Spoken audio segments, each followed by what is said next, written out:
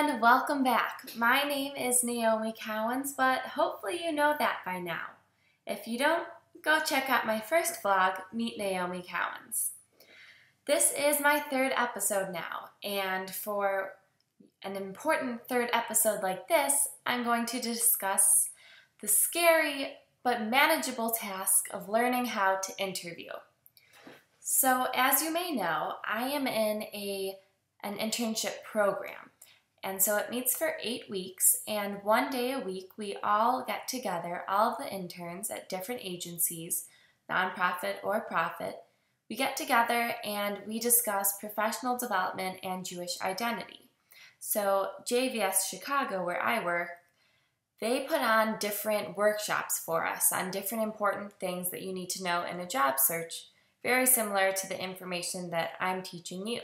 In fact, this is where I get a lot of the information that I teach you, from the pros. This most recent one was on interviewing and was done by JUF Blumenfeld, one of my supervisors. Fantastic, fantastic workshop. I highly suggest taking the full 3-hour one by JUF at either of our locations in Skokie or downtown on West Jackson. So what you're going to see is what we did during our seminar on Wednesday. There's both a phone interview, one that we practiced, as well as an in-person interview. Jeff gave us all a very nice explanation of how to interview, things that you should know, and then he gave us a job posting, a real job posting. I have it here. So he printed it out, and this one is from Safer Foundation.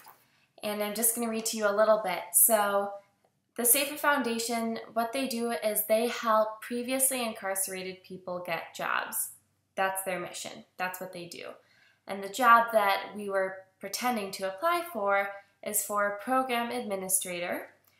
And they're responsible for collecting and analyzing data related to workforce development program outcomes, and based on that information, summarizing and reporting the status of contractual deliverables. So after, that's a little summary, and this is what you usually find in a job posting, is that you then see the duties and responsibilities of the post, skills and abilities, and the qualifications that they expect you to have, whether it's educational or work experience. So when you look at a job posting, you want to go through and underline all the things that are really key to it. You need to bring this back up in the interview to show that you are the right person for the job. So you want to reference specifically things that they say. So for example, this job talks about communication skills. So you need to tell them that you have that. And what you'll learn about later is the SAR technique, which is S-A-R. Situation, action, result, where you want to describe a situation in which you had to use one of these skills, the action you took, and the result, and why it's better for everyone now. So the first interview you're going to see is a pretend phone interview, and right now you'll get to see who the cast is.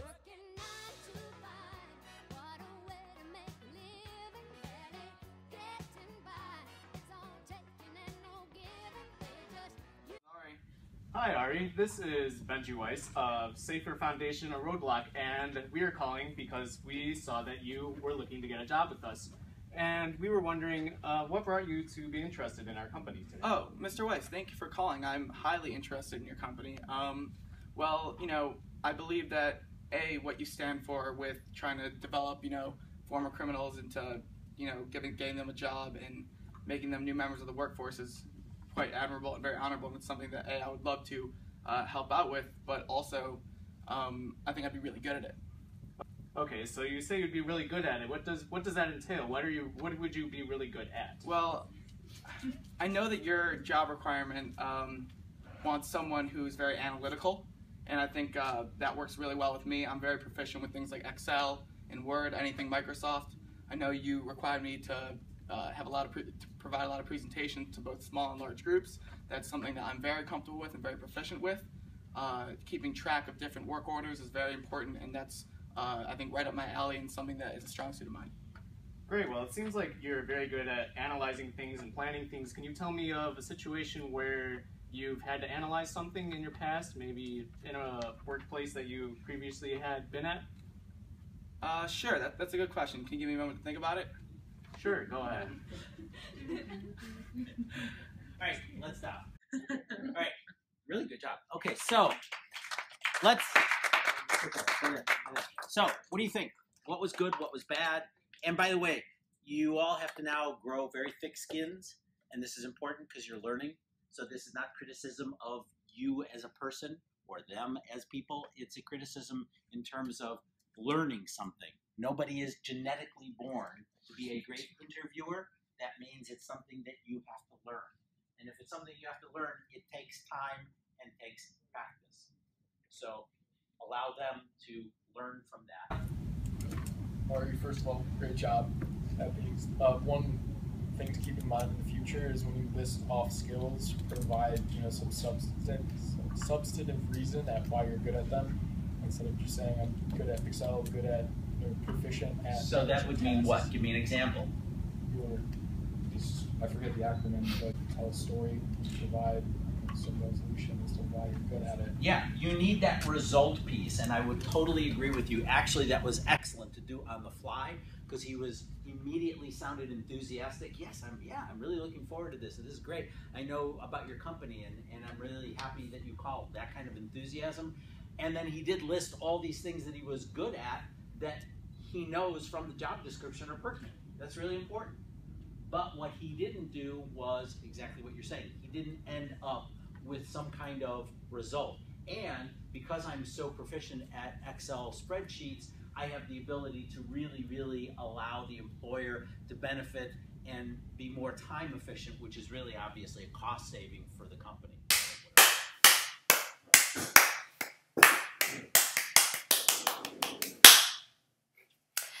Fantastic job, Ari. Really, kudos. And he didn't have much time to prepare, so all that considered, he did a great job.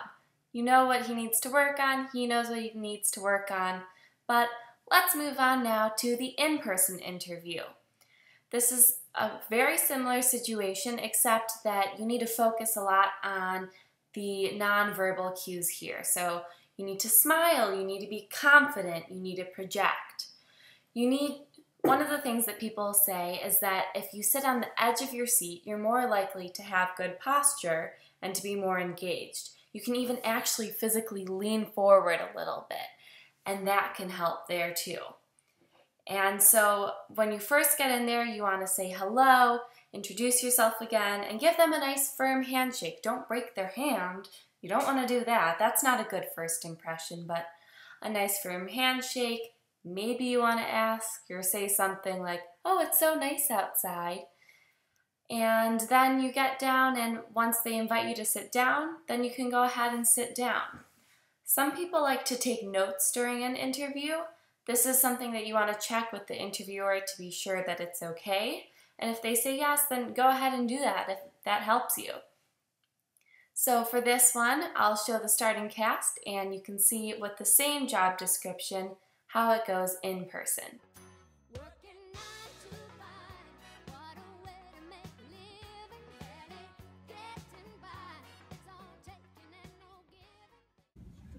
Hi. Hi, I'm Elena Kaminer. I'm Jessica. Nice to meet you. So great to finally meet you. Yes. So glad we have found time to meet. Please have a seat. Is it okay that I brought a paper and pen just to take some notes? Yeah, You that's okay great. with that? Yes, Awesome. thank you. Thanks. So I would like to start off. Please tell me about yourself.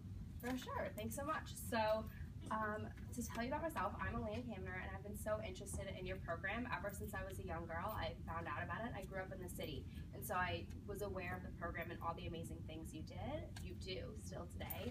And I decided that that's kind of a path I want to go in, helping especially a population such as those who are formerly incarcerated, who definitely need some help getting back on their feet. So I'm really looking forward to working with them.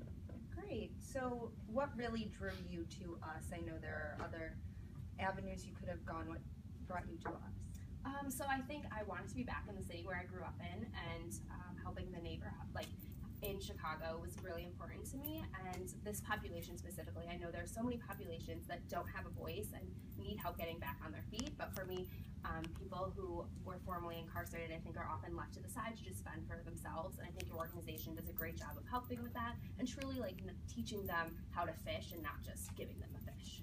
So what experience do you have working with underserved populations? Yeah, so great question.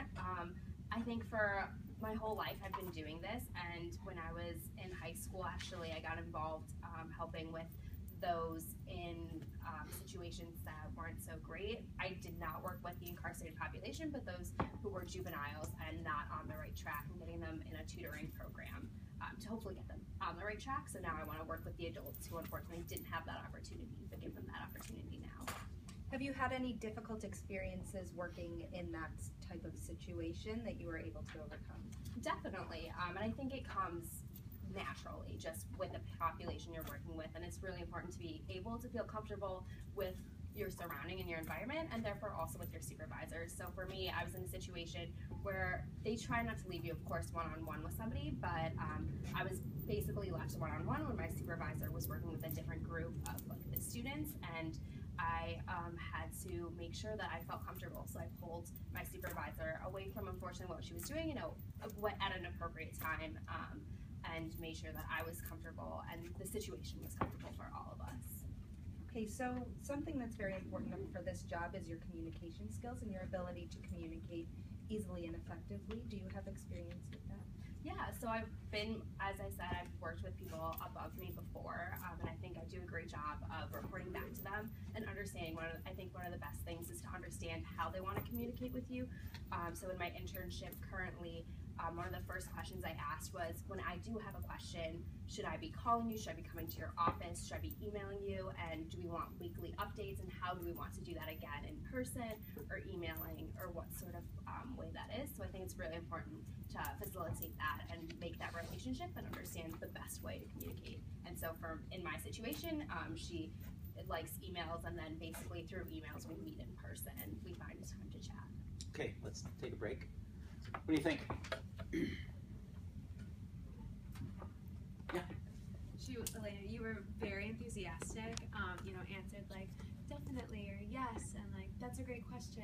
It showed that you were really engaged and that you were really excited to be meeting with her.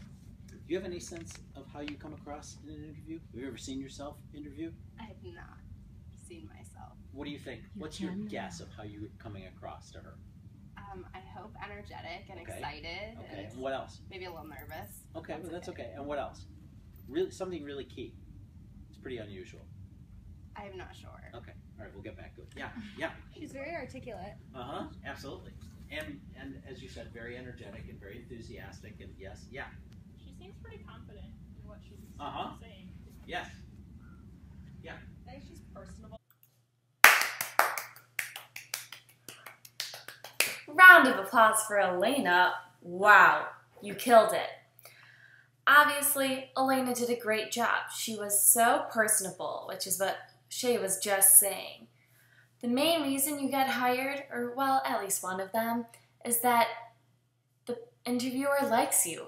You're going to hire someone that you like, because this is someone that you have to spend 9 to 5 with 5 days a week, maybe more.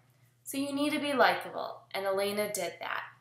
Thank you so much again to everyone who was in this video, and I hope you enjoyed it. So for now, I'm signing out, still unemployed.